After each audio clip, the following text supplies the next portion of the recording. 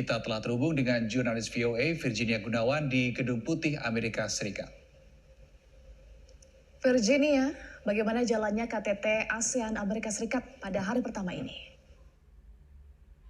Ya, Eva dan pemirsa Metro TV, saat ini saya sedang berada di Gedung Putih dan di belakang saya sekitar 20-30 menitan yang lalu pemimpin negara-negara ASEAN ini sudah masuk dan bertemu dengan Presiden AS Joe Biden, dan saat ini mereka sedang melakukan jamuan makan malam di mana tentunya ini jadi salah satu agenda puncak pada hari pertama dari KTT ASEAN AS kali ini.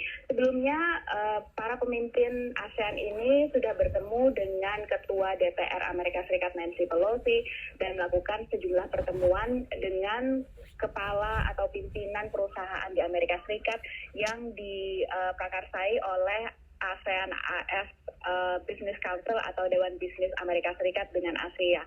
Dan beberapa pencapaian yang sudah disampaikan dan juga yang disampaikan oleh Presiden Biden dari Gedung Putih, ya ini komitmen sebesar 150 juta dolar Amerika Serikat yang diberikan kepada ASEAN, di mana ini untuk memperkuat hubungan antara Amerika Serikat dan ASEAN. Selain itu juga memperkuat sentralitas ASEAN dan juga memberdayakan sumber daya manusia yang ada di kawasan Asia Tenggara tersebut. Dari sejumlah kegiatan yang dilakukan, memang inisiatif yang diusahakan adalah pertemuan untuk mengajak investor Amerika Serikat untuk datang ke kawasan Asia Tenggara dan berinvestasi di kawasan tersebut agar bisa lebih kompetitif dan lebih menarik bagi usaha-usaha yang ada di Amerika Serikat. Rekan-rekan. Ya, Virgi, sejauh ini apa saja yang telah dicapai dalam pertemuan itu? Ya, selain tadi yang disampaikan, selain inisiatif 150 juta dolar yang diberikan oleh Amerika Serikat kepada region, dari Indonesia sendiri juga pagi-pagi itu, sebelum acara mulai, Indonesia sudah menandatangani sejumlah kerjasama dengan perusahaan di Amerika Serikat, di mana mereka ini melakukan inisiatif-inisiatif untuk berinvestasi dan menaruh kepercayaannya untuk Indonesia, terutama dalam bidang energi, dalam sektor energi dan energi terbarukan.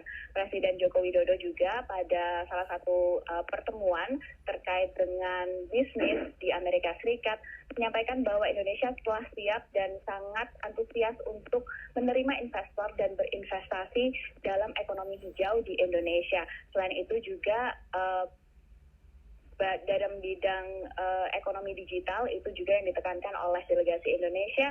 Dan malam ini salah satu informasi yang kami dapatkan dari VOA adalah bagaimana nanti Presiden Joe Biden itu akan punya private time bersama dengan para pemimpin negara ASEAN ini untuk mendiskusikan hal-hal tertentu.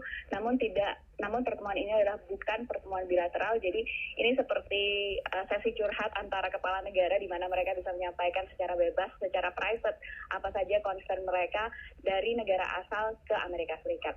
Rekan-rekan. Iya, Virgi, acara masih akan berlangsung hingga besok ya. Apa saja menjadi agenda Indonesia untuk hari ini dan juga besok, Virginia? Ya, hari ini memang sudah selesai ya acaranya, kecuali makan malam itu. Dan tadi juga yang tak kalah penting ada KTT COVID yang kedua, di mana Indonesia mempunyai peran sebagai co-chair atau pemimpin bersama dengan Amerika Serikat untuk memimpin COVID Summit yang kedua ini, karena posisi Indonesia sebagai presidensi G20 tahun ini. Yang menarik adalah komitmen Indonesia itu yang paling panjang dibandingkan negara-negara lain, sehingga ini membuat antusiasme untuk melihat bagaimana Indonesia nanti sangat berkomitmen untuk pemulihan COVID-19 dan bagaimana mereka berkomitmen untuk mencari jalan untuk transfer teknologi agar bisa menghasilkan atau memproduksi vaksin sendiri. Dan hal-hal seperti ini memang sangat diperhatikan dalam komunitas global, terutama terkait dengan pemulihan di COVID-19.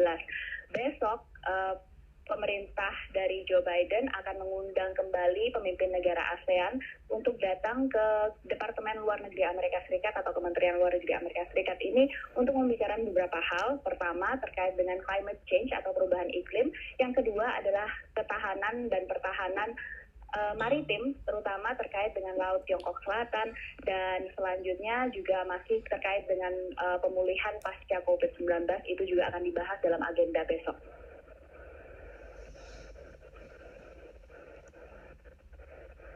Ya, baik. Terima kasih Virginia Gunawan untuk laporan Anda langsung dari Amerika Serikat.